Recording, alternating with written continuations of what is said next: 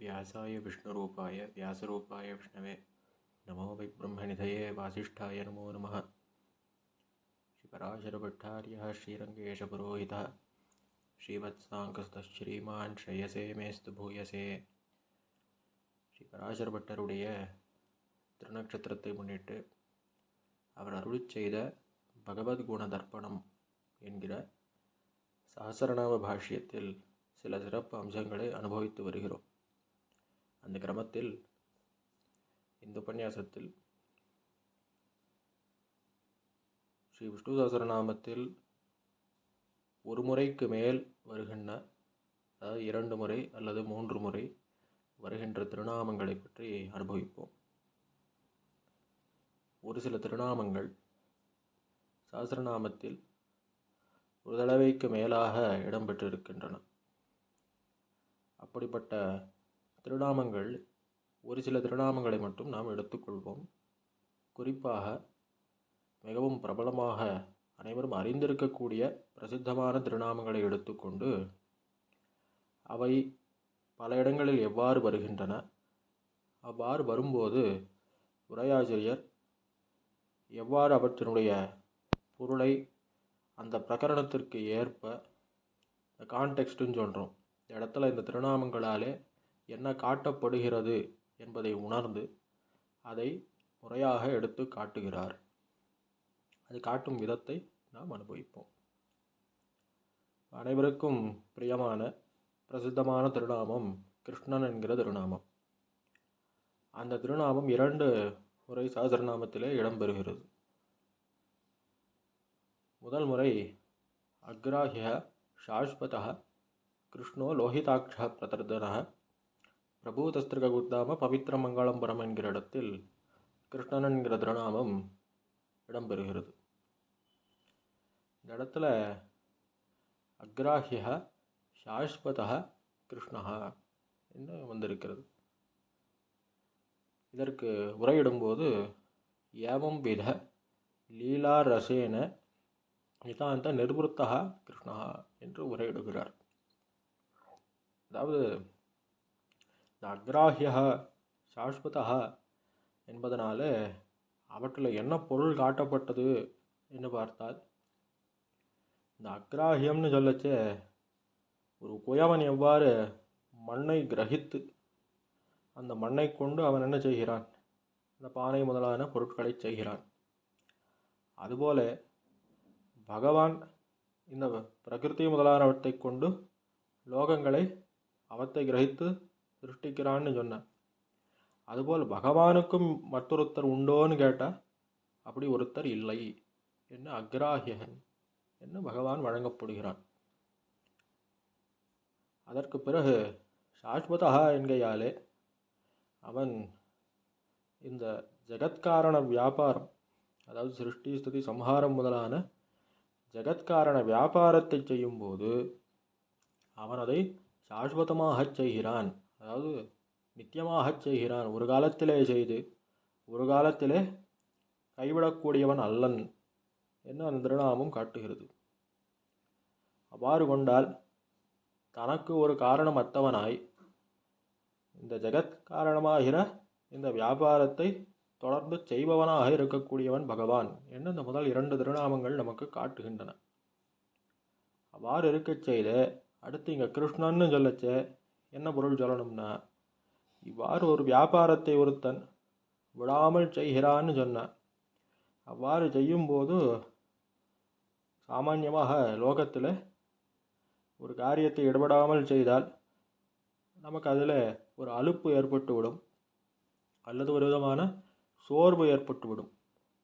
அவ்வாறு ஏதாவது ஏற்பட்டு விடுமோ என்கிற சங்கையை தீர்க்கும் விதமாக இந்த இடத்துல கிருஷ்ணன்ற திருநாமம் வந்திருப்பதாக காட்டுகிறார். ஏவம் வித லீலாரசேன நிதாந்த நிர்வృத்தஹானி, இதையெல்லாம் அவன் ஏதோ சோர்வோடையோ அலுப்போடையோ செய்வதில்லை, இதை லீலாரசம் அனுபவித்து செய்கிறான், அந்த லீலாரசத்தை ரசத்தில் பூர்த்தி உள்ளவனாக செய்கிறான் என்று காட்டுகிறது. ஏன் அந்த இடத்துல பிரமாண வச்சனத்தையும் எடுத்து இந்த இடத்துல நிருக்தத்திலேருந்து எடுத்து இந்த இடத்துல காட்டுறார். கிருஷி பூவாச்சகா, கிருஷின்னு சொன்னால் அது பூமி அல்லது நிலத்தை குறிக்கும். பூவாச்சக சப்தா நஷ்ட நிர்வൃத்திவாச்சக. ஏன்னா அந்த ஆனந்தமாக செய்கிறான், ஆனந்தத்திற்கு நிலமானவன் என்கிற பொருளில் இந்த இடத்துல கிருஷ்ண சப்தம் பயன்படுத்தியிருப்பதாக காட்டுகிறார். இதே கிருஷ்ணன்ற திருநாமம் மீண்டும் மற்றொரு இடத்திலே வருகிறது. வேதாஸ்வாங்கோஜித கிருஷ்ணோ திருட சங்கர்ஷணோச்சிதான்ற இடத்துலையும் அந்த இடத்துலையும் கிருஷ்ணன்ற திருநாமம் மீண்டும் ஒரு முறை வந்திருக்கிறது. இந்த இடத்துல என்ன உரையிடுகிறார் என்னார், தன்மய மேகமேச்சக சாருவர்ணா கிருஷ்ணா. என்ன இந்த இடத்துல அவனுடைய திருமேனியினுடைய வழிவழகை பற்றி, அந்த திருமேனியினுடைய குணத்தை பற்றி சொல்கிறார். அந்த இடத்துல பகவத் குண தர்ப்பணம்னு சொல்லச்சே எல்லாத்துலேயுமே அவனுடைய திருநாமத்தால் யானி நாமானி கவுனானி என்கிறபடி எல்லாத்துலேயும் குணம்தான் காட்டப்படுகிறது. அது முன்பு சொன்ன இடத்துலையும் குணம்தான் காட்டப்பட்டது. ஜெகத்காரணம் என்கிற அந்த வியாபாரத்தை கொண்டு அதை சார்ந்து இருக்கிற குணம் அவ்விடத்திலே காட்டப்பட்டது. இவ்விடத்திலே திருமேனியருடைய வைபவத்தினாலே ஏற்பட்ட குணம் காட்டப்படுகிறது. இந்த இடத்துலையும் கிருஷ்ணன்ற திருநாமம். ஆனால் இந்த திருநாமம் எந்த திருநாமங்களோடு சேர்ந்து வந்திருக்கிறது என்பதை நாம் காண வேண்டும். இந்த இடத்துல வேதாக ஸ்வாங்க அஜிதா கிருஷ்ணா என்று வந்திருக்கிறது. அதில் இந்த இடத்துல வேதாகன்னு சொல்லச்சே, அடுத்து ஸ்வாங்கன்னு சொல்லச்சே, அஜிதகான்னு சொல்லச்சே எல்லாம் அவனுடைய அப்ராக்கிருத்தமான ஐஸ்வர்யம் பேசப்படுகிறது. இந்த அப்ராக்கிருத்தமான ஐஸ்வர்யத்தை அளிக்க வல்லவன் என்னும் இந்த அப்ராக்கிருத்தமான ஐஸ்வர்யம், இந்த அடையாளங்களை எல்லாம் அவன் இயல்பாகவே பெற்றவன், மற்றொருத்தராலே பெறாமல் தானாகவே இவற்றை இயற்கையாகவே பெற்றவன், சுவாபாவிகமாக பெற்றவன் ஸ்வாங்கஹ என்னும். அதுபோலவே அஜிதன்னு சொல்லக்கூடிய பரமபதத்தை தனக்கு ஐஸ்வர்யமாக உடையவன் அஜிதன் என்னும். இவ்வாறு பேசி வருகின்ற இந்த பிரகரணத்திலே கிருஷ்ணன் வரைச்சு இந்த இடத்துல வேறு விதமாக பொருள் கொள்கிறார். இந்த இடத்துல அவனுடைய திருமேனியினுடைய வைபவத்தை இந்த இடத்துல எடுத்து பேசுகிறார். தன்மயன்னு சொல்லச்சு இந்த இடத்துல முன்பு சுத்த சுத்தமயமாக இருக்கிறது, அப்ராக்கிருத்தமாக இருக்கிறது, அதாவது பஞ்சோபனிஷன்மயமாக இருக்கிறது. அந்த பஞ்சோபனிஷன்மயம்ன்றத இந்த இடத்துல பிரமாணங்களை எடுத்து காட்டுகிறார். ஏகைவ பஞ்சதா பூதா பிரதானா விக்கிரகாத்மிகா சர்வசக்தி சமேதாபி புருஷோ நியதீரிமாக இதெல்லாம் பிரமாணத்தை எடுத்து காட்டி, பரமேஷ்டி புமான் விஸ்வோ நிவృத்தி சர்வயேவஜ பஞ்சயிதாக சக்தய புரோக்தா பரஸ்ய பரமாத்மனஹான்னு இந்த இடத்துல இந்த பஞ்சோபனிஷன்மயமாக இருக்கக்கூடிய அவனுடைய திவ்யமங்கள விக்கிரகம் அமைந்திருக்கிறது. அந்த பிரமாணத்தை இந்த இடத்துல எடுத்து காட்டி அது கிருஷ்ணமாக இருக்கிறது, கிருஷ்ணன் கருத்த வர்ணத்திலே அது அமைந்திருக்கிறது. இவ்வாறு அப்ராக்கிருத்தமாக மிகவும் அழகாக கருத்த திருமேனியை உடையவன் என்னும் பொருள் கொள்ளும்படியாக அதே கிருஷ்ணன்ற திருநாமத்திற்கு இந்த இடத்துல வியாக்கியானம் விட்டிருக்கிறார். இதே போல மற்றொரு திருநாமத்தை எடுத்து அனுபவிப்போம். கேசவன்ற திருநாமம் இதுவும் பிரசித்தமான திருநாமம். இது முதலில் யோகவிதாம் நேதா பிரதான புருஷேஸ்வர நாரசிம்மவபு ஸ்ரீமான் கேசவ புருஷோத்தம என்கிற இடத்துல நாரசிம்மவபு ஸ்ரீமான் கேசவ அந்த இடத்துல இந்த திருநாமம் ஏற்பட்டிருக்கிறது. எவம் வித ஐஸ்வர்ய சௌந்தர்ய ஐகாந்த லக்ஷணானி உபலட்சதி கேசவ. இந்த இடத்துல பிரசஸ்த ஸ்னிக்த நீல குட்டில குந்தலகான்னு வியாக்கியானம் முடிகிறார். அதாவது இந்த கேசவன்னு சொல்லச்சு இந்த இடத்துல பகவானுடைய உயர்வு காட்டப்படுகிறது. அவன் அடியார்களை ரட்சிப்பதற்காக அந்த க்ஷாந்திலேயே நரசிம்ம ரூபத்தை எடுத்தான்னு நாரசிம்மபுகு என்று காட்டியது. அவ்வாறு பொருத்தமற்ற அந்த வடிவத்தை அவன் எடுத்த போதிலும் கூட அது மிகவும் அழகாக இருந்தது என்பதை ஸ்ரீமான் என்பது காட்டுகிறது. அதற்கு மேலே கேசவாகா என்று வரும்போது அடுத்த புருஷோத்தமகான்னு அவனுடைய உயர்வை சொல்லுகிறது.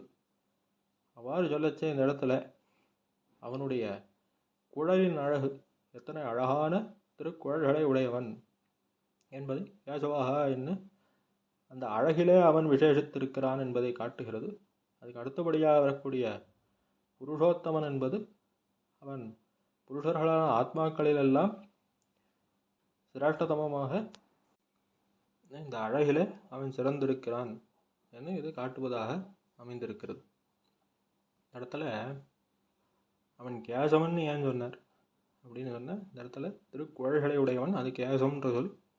இந்த வஹ அப்படின்னு வருது, இது பிரசம்சாயாம், அந்நியதரமாக மிகவும் உயர்ந்ததாக, அதே போல் மற்றொன்று இல்லாததாக இருக்கிறபடியினாலே அது மிகவும் உயர்ந்தது என்கிற பொருளை காட்டும்படியாக கேசவஹா என்று சொல்லி, அடுத்ததாக புருஷோத்தமகான்னு புருஷர்களுக்குள்ளே சிறந்தவன் அப்படின்னா புருஷ வர்க்கத்திலே சிறந்தவன் என்ன பொருள் அல்ல. அதாவது புருஷன்னு நம்ம சாமான்யமாக ஆத்மாவை சொல்கிறோம். அதை விட மிகவும் உயர்ந்தவனாக அத்விதீயனாக இவன் பரமாத்மாவாக இருக்கிறபடினாலே இவன் புருஷோத்தமன் என்று காட்டப்படுகிறான் என்று இந்த ரெண்டு விஷயத்தை இந்த இடத்துல எடுத்து கேசவ சப்தத்துக்கு இவ்வாறு பொருளிட்டார்.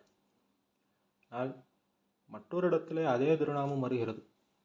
காலநேமி நிகா சௌரிஹி சூரஹ சூரஜனேஸ்வரஹ திரிலோகாத்மா திரிலோகேஷா கேசவா கேசிஹா ஹரிஹின்னு இந்த இடத்துல மற்றொரு இடத்துல அந்த கேசவ சப்தம் மீண்டும் பயன்படுத்தப்படுகிறது. இந்த இடத்தில் இந்த பிரகரணத்துக்கு சேர அங்கே புருஷோத்தமஹான்ற சொல் வந்தது. ஆனால் இந்த இடத்துல பகவானுடைய சௌரியம் பேசப்படுகிறது. சூரஜனேஸ்வரஹா என்னெல்லாம் இந்த மாதிரி சௌரியத்தை உடைய ஜனங்களுக்கெல்லாம் ஈஸ்வரனாக இருக்கிறான். அதுபோலவே காலநேமி நிஹா என்ன அதை அழிக்கக்கூடியவனாக, காலநேமியை அழிக்கக்கூடியவனாக அவன் இருக்கிறான். திரிலோகாத்மா திரிலோகேஷா என்னெல்லாம் சொல்லிக்கொண்டு வருகின்ற இந்த பிரகரணத்திலே கேஷிஹா ஹரிஹி என்னெல்லாம் சொல்லச்சே இந்த இடத்துல கேசவன் என்ற சொல்லுக்கு சற்று வேறு விதமாக அர்த்தம் முடிகிறார்.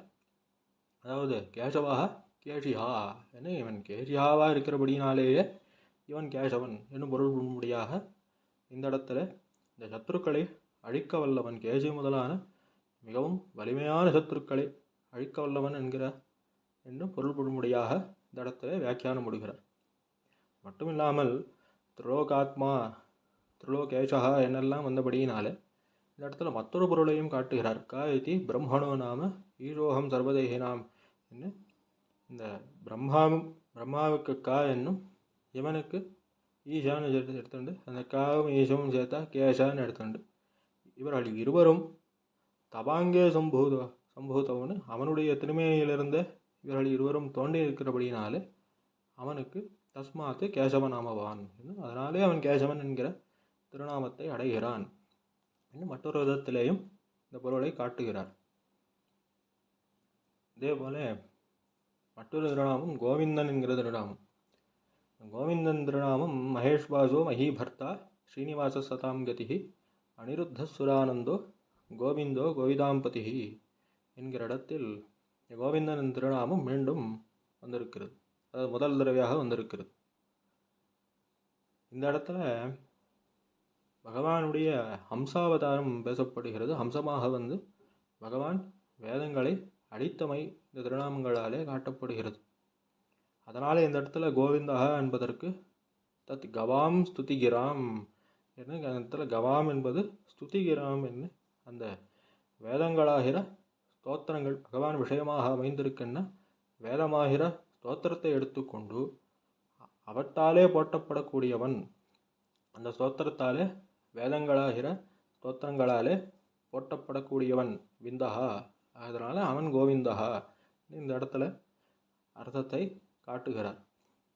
ஆனால் மற்றொரு இடத்துல இதே திருநாமம் வராக அவதாரத்தோட தொடர்புடையதாக வரும்போது மகாபராஹோ கோவிந்தா சுஷேணா கனகாங்கதின்னு அந்த இடத்துல வரைச்சே, அவ்விடத்தில் வராக அவதாரத்தை முக்கியமாக கொண்டு இந்த திருநாமம் அமைந்திருக்கிறபடியினாலே இந்த இடத்துல கோவிந்தகான்னு சொல்லச்சு இவன் கோன்ற சப்தத்திற்கு பூமி என்று பொருள் கொண்டு அந்த நஷ்டாஞ்ச தரணிம் பூர்வமீந்தஞ்ச குஹாகதாம் கோவிந்த இதி தேனாகம் இதி கோவிந்தகா என்று இந்த பூமி முன்பு துன்புட்ட போது அப்போது இவன் விந்தனாக ரட்சகனாக இருந்தபடியினாலே இந்த பூமியை வராக அவதாரம் எடுத்து ரட்சித்தான், அதனாலே இவன் கோவிந்தன் என்று இந்த இடத்துல வேறு விதமாக வராகாவதாரத்திற்கு இசையும்படியாக இந்த இடத்திலே பொருளிடுகிறார்.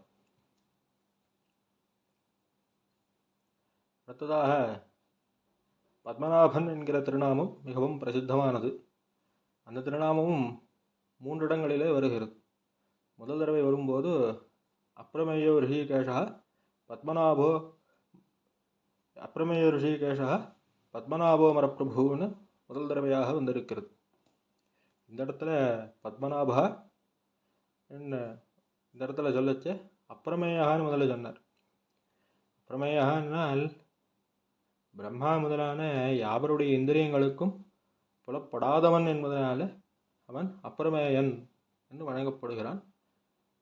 அப்படி இருந்த போதிலும் அவன் ரிஷிகேஷன் இருக்கிறான். அதனால் இந்த இந்திரியத்துக்கு புலப்படாததாக இருந்த போதிலும் அனைவருடைய இந்திரியங்களுக்கும் அவனே ஈஸ்வரனாக இருக்கிறான், கரணங்களுக்கு ஈஸ்வரனாக அவனே இருக்கிறான் என்று சொல்லி, அடுத்தபடியாக இந்த பிரம்மா முதலான அனைவருக்குமே அவனே காரணனாக இருக்கிறான் என்று காட்டும்படியாக இந்த இடத்துல பத்மநாபகா என்கிற திருநாமம் வந்திருக்கிறது. அந்த தாமரையிலிருந்து தானே இவன் அனைத்தும் தோன்றின.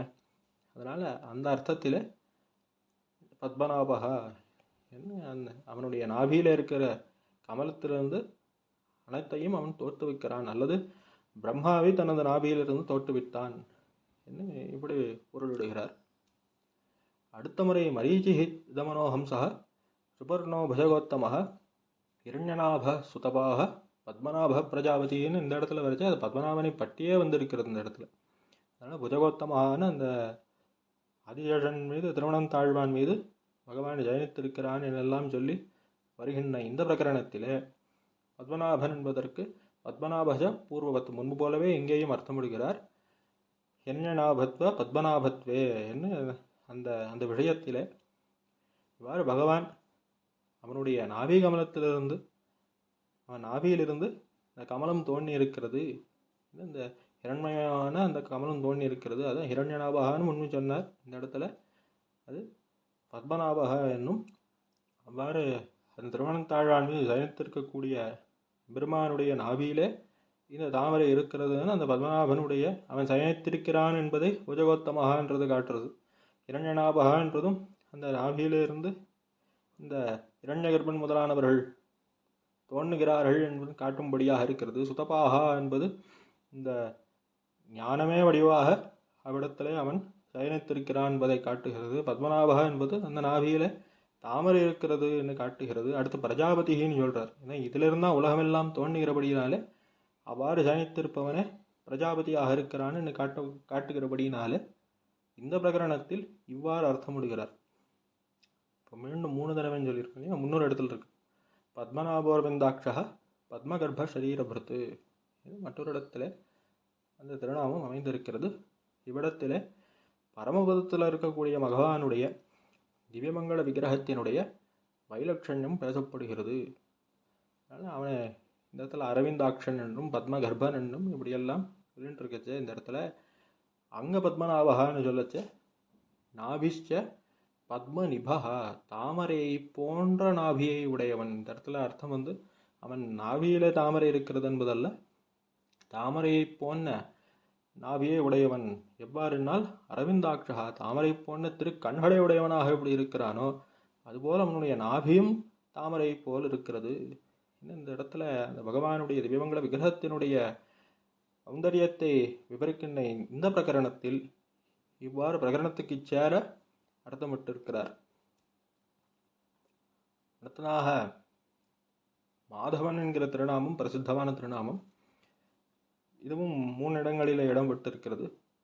முதலிடத்தில் ஈசான பிராணத பிராண ஜேத்ரஷ்டேஷ்ட பிரஜாபதி ஹிரண்யகர்ப்போ பூகர்ப்போ மாதவோ மதுசூதனான்னு சொல்லிச்சு. அந்த இடத்துல மாதவன் திருநாமம் இடம்பெற்றிருக்கிறது. இந்த இடத்துல மாதவா மாயாக ஸ்ரீயா தவஹ சுவாமி ஸ்ரீயப்பதின்னு இந்த இடத்துல அர்த்தமிட்டார். அதனால் இந்த இடத்துல ஏன் இவ்வாறு அர்த்தமிட்டார் அப்படின்னு சொன்னால் ஹிரண்யகர்ப்பகான்னு மிகவும் உயர்ந்ததான பரமபதத்தை உடையவன் சொன்னார். இவ்வளோ உயர்ந்ததான பரமபதத்தை உடையவன், அதை தனக்கு இருப்பிடமாக கொண்டவன் என்று சொல்லச்சு. அடுத்து பூகர்ப்பகான்னர், பூமியினிடத்திலேயும் விசேஷமான பிரீத்தியை உடையவன், இந்த பூமியையும் ரட்சகனாக பூமிக்கு ரட்சகனாக இருக்கக்கூடியவன். ஏனெனில் இந்த பூமி பிராட்டியாரையே தனக்கு பிராட்டியாக மனைவியாக கொண்டவன் என்று இந்த இடத்துல அர்த்தமிட்டார். இவ்வாறு பூமி பிராட்டியோடு ஏற்பட்ட சம்பந்தத்தை சொல்லிச்சு. அதாவது முதல்ல பரமபதத்தில் ஏற்பட்ட சம்பந்தத்தை சொல்லிச்சு, உடனே பூமியோடு இருக்கிற சம்பந்தம் சொன்னார். பூமி பிராட்டியாரோடு ஏற்பட்ட சம்பந்தத்தை சொல்லிச்சு, உடனே மாதவான்னு பெரிய பிராட்டியாரோடு ஏற்பட்ட சம்பந்தத்தை காட்டுகிறார். சிவபதியாக இருக்கிறான்னு இந்த இடத்துல இந்த பிரகரணத்தில் இவ்வாறு அர்த்தமிட்டார். இதே திருநாமம் மீண்டும் மற்றொரு இடத்துல வேத்யோ வைத்தியா சதா யோகி வீரஹா மாதவோ மதுகுன்ற இடத்துல மீண்டும் மாதவன்ற திருநாமம் ஏற்பட்டு இருக்கிறது. ஆனால் இந்த இடத்துல வித்யாவினுடைய விஷயத்திலே, வித்யை விஷயத்திலே அது ஏற்பட்டு இருக்கிறது. வேத்யகான வித்யாலே அறியப்படுகிறவன் என்னும் வைத்தியா என்னும் அந்த அடியார்களுக்கு அவர்களை எவ்வாறு திருத்த வேணும் ரட்சிக்க வேணும் என்கிற வித்யை அறிந்தவன், அந்த வைத்தியத்தை அறிந்தவன் என்கிற அர்த்தத்திலேயும், அதேபோல சதாயோகின்னு அவர்கள் விஷயத்திலே எப்போதும் விழிப்போடு இருக்கக்கூடியவன். அதுக்கு மேலே வீரஹான்னு சொன்னேன். முன்னாடி குரோதஹா அப்படின்லாம் சொல்கிறார் இல்லையா, முன்னாடிலாம் சுராரிஹா அப்படின்னா இது மாதிரி அதை அழிக்கக்கூடியவன், வீரத்தை அழிக்கக்கூடியவன். இந்த இடத்துல வீரத்தை அழிப்பதாவது அசட்டுத்தனமான, அதாவது அஜ்ஞானத்தாலே ஏற்படுகின்ற அந்த வீரத்தை அழிக்கக்கூடியவன் சொல்லி அதுக்கு பிறகு மாதவகான்னு சொல்லிச்சு. அத ஸ்வவிஷய பரவித்யா பிரவர்த்தனாத்து மாதவகான்னு தன் விஷயமாக இருக்கக்கூடிய பரவித்யை அவன் பிரவர்த்திப்பிக்கிறான், அதனாலே அவன் மாதவன். இந்த இடத்துல வேறு விதமாக அர்த்தமிட்டார். அதாவது அஜ்ஞானத்தாலே ஏற்படுகின்ற செயல்களை அழிக்கக்கூடியவன், அதுபோல தன் விஷயமாக இருக்கக்கூடிய உயர்ந்த பரவித்யை அவனே உபதேசித்து அவனே பிரவர்த்திப்பிக்கிறான் என்று இந்த இடத்துல மாதவனுக்கு பொருளிட்டார். அது எவ்வாறு பொருந்தும்னா, மா வித்யாச்ச ஹரேஹே புரோக்தா யஸ்யா ஈஷோ யதோ பவானே தஸ்வாத் மாதவநாமாசி தவஹ சுவாமீதி சப்திதான்னு இந்த மான்ற வித்யையை அவன் அளிக்கிறான் என்கிற அர்த்தத்திலேயும், அதற்கு சுவாமியாக இருக்கிறான் என்கிற அர்த்தத்திலேயும், மற்றொரு விதமாக மௌனாத்து தியானாச்ச யோகாச்ச வித்தி பாரத மாதவம்னு மற்றொரு இடத்துலேருந்து எடுத்து பிரமாணத்தை எடுத்து காட்டுறார். அதாவது மான்றது மௌனத்தையும், அதாவது மரணம் பண்ணுகின்ற அந்த சக்தி, அதுபோல் தியானம்னு அந்த தியானம் பண்ணுகின்ற அந்த சக்தியாக இருக்கட்டும், யோகமாக இருக்கட்டும், அது தியானம் பண்ணுறது தானும் யோகம் பண்ணுறது வானும், இவ்வாறு இந்த மூன்றையும் அவனே அளிக்கிறான் என்கையாலே அவன் மாதவன் என்னும் பொருள் கொள்ளலாம் இன்னும் மற்றொரு விதமாக இந்த வித்யா விஷயமாக இந்த இடத்துல நிர்வகிக்கிறார். அதற்கு அடுத்தபடியாக ஏகோனைக சபகக கிம் யத் பதமுத்தமம் லோகபந்துர் லோகநாதா மாதவ பக்தவத்சலகான்னு இந்த இடத்துல லோகபந்துர் லோகநாதான்னு பகவானுக்கும் நமக்கும் இருக்குமான சம்பந்தத்தை காட்டுவதாக இருக்குது. உலகக்கெல்லாம் அவன் பந்துவாக இருக்கிறான், உறவினனாக இருக்கிறான்னு சொல்லச்சு, அதற்கு உலகத்துக்கெல்லாம் நாதனாக இருக்கிறான் என்று காட்டச்சு. அடுத்து இந்த இடத்துல மாதவகான்னு வரைச்சு இந்த சம்பந்தம் எப்படிப்பட்டதான சம்பந்தம்னா, ஸ்ரீவிராட்டியாரை தனக்கு மனைவியாக கொண்டிருக்கிறான், பத்னியாக கொண்டிருக்கிறான்னு சொல்லச்சே, பட்டமகிழ்ச்சியாக கொண்டிருக்கிறான்னு சொல்லச்சே. இந்த பாந்தவம் இல்லையா, இந்த இடத்துல சொன்னார் லோக பந்துன்னு சொன்னார். அந்த பாந்தவம் எப்படிப்பட்டதுன்னா, பாந்தவ விசேஷமாக மாதா பித்ருத்வம் ஸ்ரீயாசக அஸ்ய சூச்சத்தின்னு. இது எவ்வாறு அவன் நம்மிடத்துல சம்பந்தம் கொள்கிறான்னா, பிராட்டியை கைப்பிடித்தவனாகையாலே பிராட்டியும் தானுமாக மாதா பிதாவை போலே பிராட்டியும் தானுமாக இருந்து நமக்கு பந்துவாக இருக்கிறான் என்ன, அந்த மாதா பிதாவாக அவன் எவ்வாறு இந்த பாந்தவத்தை கொண்டாடுகிறான் இன்னும் காட்டும் விதமாக இந்த இடத்துல பொருளிட்டார். அதனால் அந்த மாதவன்ற ஒரே சொல் ஒரு இடத்துல அந்த உறவு பந்துத்துவம் சம்பந்தம் எப்படிப்பட்டதுன்னு சம்பந்தத்தினுடைய அந்த நேச்சர்னு சொல்கிறாங்க இல்லையா, அந்த நேச்சர் ஆஃப் த ரிலேஷன்ஷிப் அதை காட்டும் விதமாக ஒரு இடத்துலையும், மற்றொரு இடத்துல அது அந்த வித்யா விஷயத்திலே அவன் வித்யை பிரவர்த்திப்பிக்கிறான் என்கிற அர்த்தத்திலேயும், மற்றொரு இடத்துல எவ்வாறு பூமி விராட்டியார் இடத்துல இவன் மிகவும் பிரீதி கொண்டவனாக இருக்கிறானோ அதுபோலவே அதை சொல்லச்ச அந்த பிரசங்கத்திலேயே பெரிய விராட்டியார் அஸ்யேஷானா ஜெகதா விஷ்ணு பத்னின்னு என்கிறபடியே பெரிய விராட்டியாரும் இவனுக்கு பத்னியாக இருக்கிறாள், அவளும் இவனுக்கு மிகவும் உகந்த பட்டமகிழ்ச்சியாக இருக்கிறான்னு இந்த இடத்துல இவ்வாறும் அர்த்தமிட்டு அந்தந்த பிரகரணத்துக்கு சேர எவ்வாறு பொருள் இடப்படுமோ ரொம்ப ஆச்சரியமாக வராசரப்பட்டர் பொருளிட்டு இருக்கிறார். கடைசியாக மற்றொரு பிரசித்தமான திருநாமம் ஸ்ரீனிவாசன் என்கிற திருநாமத்தை அனுபவிப்போம். இந்த திருநாமமும் 2 இடங்களில் ஏற்பட்டிருக்கிறது. முதலிடத்தில் மகேஷ்வாசோ மஹீபர்த்தா ஸ்ரீனிவாச சதாம் கதிஹி அனிருத்த சுரானந்தோ கோவிந்தோ கோவிதாம். இது ஏற்கனவே இதை பார்த்துருக்கோம். ஆனால் இதே ஸ்லோகத்தில் ஸ்ரீனிவாசன்ற திருநாமமும் வந்திருக்கு. எப்படி கோவிந்தன் திருநாமம் இருக்கோ ஸ்ரீனிவாசன்கிற திருநாமமும் இங்கே இருக்கிறது. ஸ்ரீனிவாசா இதிச்ச மதன சாமானியத லக்ஷ்மி சாட்டுக்கார வக்ஷோ அஜிரோபணாதி திவ்ய சேஷ்டாபரம். இந்த இடத்துல கூர்மாவதார விஷயமாக எடுத்து சொல்கிறார். அந்த கூர்மாவதாரத்தில் இதை கடைந்தார்கள். அந்த கடைந்த செயல் எவ்வாறு ஏற்பட்டது இல்லையா? அப்போ பெரிய விராட்டியார் சமுத்திரத்திலிருந்து ஆவிர்பவித்தாள். அப்பொழுது பகவான் அவளிடத்திலே மிகவும் இனியனாக இருந்து அவளுக்கு தன்னுடைய மார்பிலே இடமளித்தான். கையால் இந்த இடத்துல ஸ்ரீனிவாசனுக்கு அவ்வாறு பொருளிட்டார். ஏற்கனவே இந்த இடத்துல மஹீபர்த்தான்னு கூர்மமாக இருந்து உலகத்தை எல்லாம் அவன் தரிக்கிறான் என்னும். மகாத்ரி திருத்துன்னு இதற்கு முன்பு கூர்மாவதாரம் எடுத்து அந்த பெரிய மலையாக இருக்கிற மந்திரமலையை அவன் தன் முதுகிலே தரித்தான் என்னெல்லாம் வருகின்றபடியினாலே இந்த பிரசங்கத்தில் கூர்மாவதார விஷயமாக இதை கொண்டு இங்கே ஸ்ரீனிவாசன் என்னது அந்த பார்க்கடலை கடைந்த போது பெரிய விராட்டியார் சமுத்திரத்திலிருந்து தோன்றின போது, க்ஷீராப்தியிலிருந்து தோன்றின போது, அப்போது அவளுக்கு இனியனாயிருந்து அவளுக்கு தன்னுடைய மார்பிலே இடமளித்தான் என்கிற அந்த பொருளை இந்த இடத்துல எடுத்துக்காட்டினார். இதே ஸ்ரீனிவாசன் திருநாமம் மீண்டும் வருகிறது. ஸ்ரீதா ஸ்ரீஷா ஸ்ரீனிவாசா ஸ்ரீநிதி ஸ்ரீ விபாவனான்னு அந்த இடத்துல வரைச்ச ஸ்ரீதகான்னு வரைச்ச பெரிய பிராட்டியாருக்கு செல்வத்தை அளிக்கக்கூடியவன் இருக்கும். என்ன செல்வம்னா பிரணய ரசமாகிற செல்வம்னு பொருளிட்டார் அந்த இடத்துல. பெரிய பிராட்டியாருக்கு மிகவும் இனியனாய் இருந்து பிரணய ரசம் கொண்டாடுகின்றபடியினாலே அதுவேதான் செல்வம்.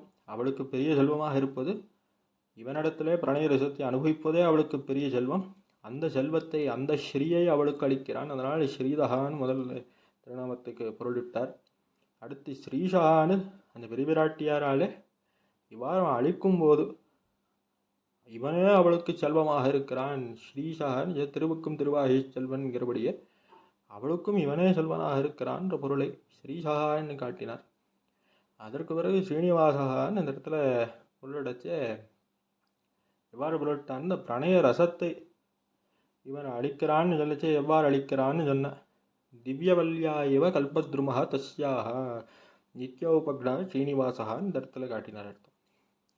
அதாவது ஒரு இந்த கற்பக விருட்சத்தில் ஒரு திவ்யமான இருக்கக்கூடிய அந்த கொடியானது படர்ந்திருக்குமா போலே பெரிய விராட்டியாருக்கு இவன் ஆதாரமாக, அந்த கொடிக்கு விருட்சம் ஆதாரமாக இருப்பது போல அந்த மரம் ஆதாரமாக இருக்கச்சு, அது போலவே இந்த இடத்துல பெரிய விராட்டியாருக்கு இவன் ஆதாரமாக பெரிய விராட்டியாராகிற திவ்யவல்லி திவ்யமான அந்த கொடிக்கு ஆதாரமான கல்பவிருட்சமாக இவன் இருக்கிறான். இந்த இடத்துல அந்த பிரணய ரசத்தை பிரதானமாக சொன்னபடியினாலே இவன் பெரிய விராட்டியாருக்கு மிகவும் இனியனாய் இருக்கிறான். அவளுக்கு பிரணய ரசமாகிற கொண்டாடுதல் ஆகிற அந்த செல்வத்தை அளிக்கிறான்னு சொல்லச்சு அவளுக்கு ஆதாரமாக இருந்து கொண்டு அவளை ஆலிங்கனம் செய்து கொண்டு எவ்வாறு இருக்கிறான்னா ஒரு கற்பக விருட்சத்தை கொடி திவ்யமான கொடி பறந்தால் எவ்வாறு இருக்குமோ அதுபோல இருக்கிறது இவர்களுடைய நிலை என்று காட்டுவதும் விதமாக இந்த இடத்துல ஸ்ரீனிவாசன் என்ற சொல்லுக்கு பொருள் விடுகிறார். அதனாலே ஒரு சில திருநாமங்களை மட்டும் எடுத்துக்கொண்டது போல் பல திருநாமங்கள் இருக்கின்றன. பகவத்குண தர்ப்பணத்தில் பல திருநாமங்கள் ஒன்றுக்கும் மேற்பட்ட இடங்களில் இடம் பெறுகின்றன. அப்போ அந்த இடத்துல வெறும் வியாக்கரணம் இந்த நிருக்தம் எடுத்து காட்டுறார், இவரும் எடுத்து காட்டுறார். ஆனால் வெறும் அதில் இருக்கிற விரண்ட வாரியாக இந்த சொல்லுக்கு இப்படி தான் பொருள் என்ன பொருளை மட்டும் காட்டிவிட்டு போகாமல் அது எந்த பிரசங்கத்திலே இடம்பெற்றிருக்கிறது என்பதை எடுத்து காட்டி இவ்வாறு இந்த திருநாமத்துக்கு வெவ்வேறு அர்த்தங்களை சாதிக்கும் போது அப்போ கேள்வி வரும். அப்போ இந்த திருநாமத்துக்கு இத்தனை அர்த்தங்கள் உண்டா என்கிற கேள்வி எழும். அந்த கேள்வியையும் போக்கும் விதமாக என்ன பண்ணுகிறார்னா அந்தந்த திருநாமத்துக்கு அர்த்தத்தை காட்டும்போது இவ்வாறு பிரமாணங்களிலே நிர்வகிக்கப்பட்டிருக்கிறது, அந்தந்த பிரசங்கத்தில் இவ்வாறு கூறப்பட்டிருக்கிறது என்ற பிரமாணத்தையும் எடுத்து காட்டி அதுபோலவே முன்பிருக்கிற திருநாமங்கள் பின்பிருக்கிற திருநாமங்களோட அது இசையும்படியாக அந்த பொருளை இட்டு திருநாமம் என்று சொல்லும்போது அது ஒரு மாலையைப் போலே திருநாம கோபையாக ஒரு மாலையாக இருக்கிறது. அப்போ அந்த மாலையில் இடப்படுகின்ற அது மலராக இருக்கட்டும், ரத்னமாக இருக்கட்டும், அது முன்பும் பின்பும் இருக்கின்ற மலர்களோடையோ ரத்னங்களோடையோ பொருந்தி இருக்க வேண்டுமே. அவ்வாறு பொருந்த விட்டு மிகவும் அழகாக அந்த பொருளை எடுத்து விவரிக்கிறார்.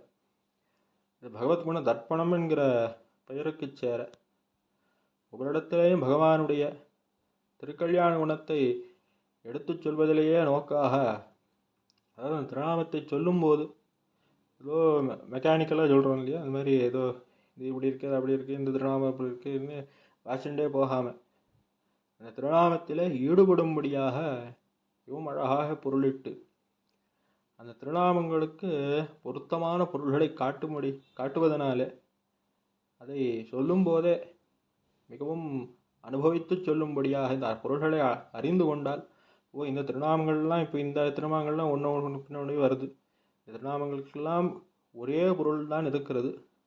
அந்த ஒரே பொருளாக ஒரு இடத்துல காரணத்துவம்னு எடுத்துன்னு பார்த்தோம், மற்றொரு இடத்துல பெரிய விராட்டியாருடைய சம்பந்தம்னு எடுத்துன்னு பார்த்தோம், மற்றொரு இடத்துல அவனுக்கும் நமக்குமான இருக்கிற சம்பந்தம்னு எடுத்துன்னு பார்த்தோம். அப்போ அந்தந்த விஷயத்தை சொல்லிச்சு அந்த விஷயத்துக்கு தகுதியாக இருக்கிற திருநாமங்கள் இடத்துல காட்டப்படுகின்றன. அதை சேர்த்து சேர்த்து அனுபவிக்கும்படியாக மிகவும் இனிமையாக வியாக்கியானம் விட்டருளினார். ஸ்ரீமதே ராமானுஜாய நமः.